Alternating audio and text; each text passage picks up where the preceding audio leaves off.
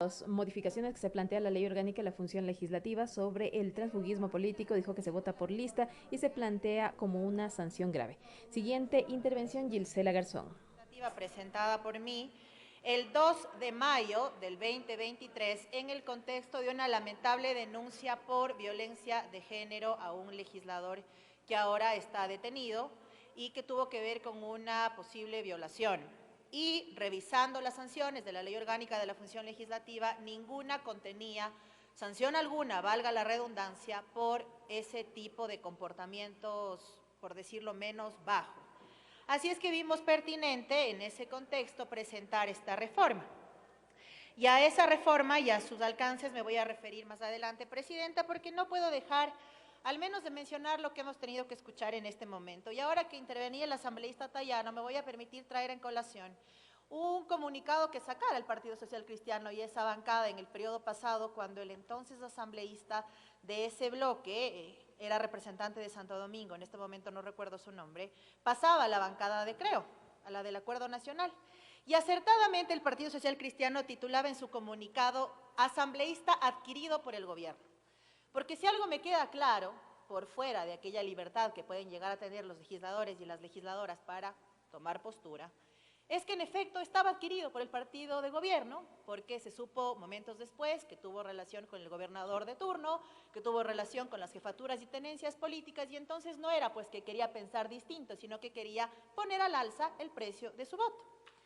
Y digo adquirido, porque acertadamente fue el término que se utilizó, porque incluso fue uno de los más a ultranza defensores del gobierno de Guillermo Lasso, se paraba en la puerta cuando el señor entraba. Si hubiese podido existir la calidad de alfombra, se hubiese puesto de alfombra. Entonces no era libertad de pensamiento, ni algo de inconsistencias en su momento con la organización, sino claramente una oportunidad para aparentemente llenarse los bolsillos.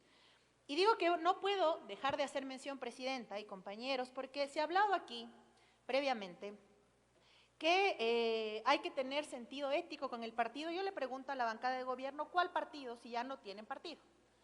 Y pregunto esto porque los partidos como estructura tienen un estatuto que a la interna permite, entre otras cosas, la objeción de conciencia, que a la interna permite, entre otras cosas, los comités de ética, los espacios de debate y de negociación. Y lo hablo desde un partido que tiene esa estructura, que tiene esos espacios y que públicamente se sabe cuando alguien rompe la línea orgánica sin previo aviso, llega hacia el comité de ética. Pregunto entonces al partido de gobierno, ¿cuál partido? Porque mover ya no está. Y hablo también alrededor del tema de alzamanos, porque yo les creería el discurso del tema de los alzamanos o del tema de la relevancia que le dan al cargo si supieran, al menos en este momento, discernir aquello que en efecto está mal.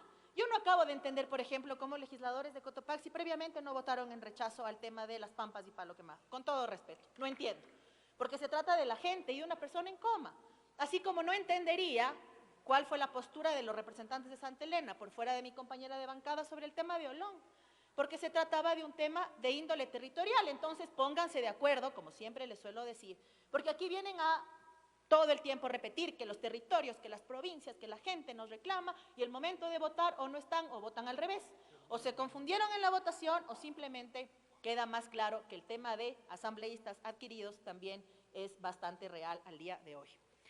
Y también se ha dicho el tema de alzamanos como si tuviera la calidad moral, al menos la bancada de gobierno, para no llamarse de esa forma. Y lo digo así porque en varias ocasiones, pongamos la última votación, el tema de los presupuestos de los gobiernos autónomos, fueron solo ustedes para defenderle al gobierno que si es que les pagara a los gobiernos autónomos a tiempo, no tendríamos la necesidad de elevar eso a ley.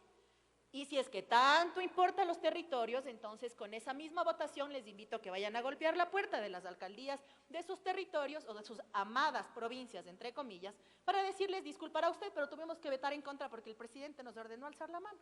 Porque si es así, entonces, me parece que hay que tener cuidado en lo que se dice. Y adicionalmente, se ha planteado, Presidenta, que esto es un tema de libertad de pensamiento. Yo entiendo perfectamente eso y de hecho a la interna de la bancada, y me voy a permitir traer a colación de quienes venimos de la anterior bancada, tuvimos un debate bastante amplio respecto, por ejemplo, al aborto por violación, que desencadenó una serie de cosas a la interna de la bancada, pero que acá vino con una decisión de la bancada tomada utilizando esas instancias. Y no hizo falta, pues, que aparezcamos el lunes como independientes y el viernes firmando comunicados de otras bancadas, pues. Porque hubo coherencia a la interna, utilizando los mismos mecanismos que faculta el Código de la Democracia. Entonces, ya que estamos acá y estamos tan interesados en todo lo que dicen las leyes, leamos también. ¿Para qué? También no pasemos vergüenzas más adelante, como las que lamentablemente ocurrió en una mesa presidenta, y usted lo recordará, compañeros legisladores, que decían que la mitad de 9 asambleístas de 6, para pasarse por donde quisieron, valga el tema, alrededor de la seguridad y de la ministra de Gobierno. Yo sí me acuerdo de esas cosas, porque el procedimiento parlamentario no es plastilina, se respeta y se debe hacer de esa manera. Y debo además, para cerrar esta parte, coincidir con quienes ven en este espacio la única posibilidad, porque muy probablemente después de la traición que han cometido con la gente, no con las bancadas, ¿no?, con la gente. En la campaña el presidente Noboa dijo que no iba a subir el IVA y ya subió el IVA, que no iba a usar el lujo socialista y se fue en el lujo socialista a Europa, que no iba a utilizar más los recursos públicos y lo está haciendo, que no iba a mentirle a la gente y le está mintiendo, que iba a atender la seguridad y no lo está haciendo. Hace minutos, si ustedes revisan las redes sociales, un médico ha sido asesinado rumbo a su trabajo. Es decir, también han incumplido. Y si no saben ustedes del plan de trabajo que firmaron y que deben defender acá, entonces se entiende, pues las votaciones ambiguas conforme la conveniencia del momento, conforme en algún piso de esta legislatura les espere alguna delegada del Ejecutivo o delegado del Ejecutivo. Así es que me parece que también es, como siempre insisto, pertinente saber quiénes y bajo qué conceptos hemos actuado los que volvimos a este pleno.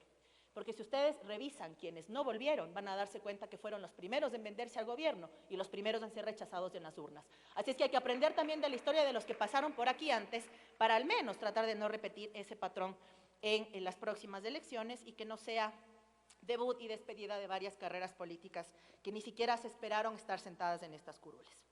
Dicho esto, esta reforma también afecta, la que he presentado, también afecta al artículo 115 porque incluye un tema respecto a la violencia de género. Y hay varios temas a la interna de la ley que establecen sanciones leves, graves y muy graves conforme ciertos comportamientos institucionales, en fin, pero uso de la credencial o mal uso de la misma, etcétera, pero no lo hacen así con temas tan graves como la violencia de género. Y fue así que cuando ocurrió este tema aquí a la interna no teníamos argumento jurídico para elevar a sanción de ese legislador, ni del que está ahora procesado, ni de otro que estuvo vinculado con violencia intrafamiliar. No había forma, salvo sea la que establece uno de los incisos de este artículo respecto al decoro o el buen comportamiento. Actitud por bastante subjetiva y que no puede determinar una sanción real. Por eso es que elevamos este tipo de sanción en efecto administrativa, que es lo que nos corresponde, y que también viene de la mano o con sentencias ejecutoriadas o procesos de investigación o sentencias dictaminadas finalmente.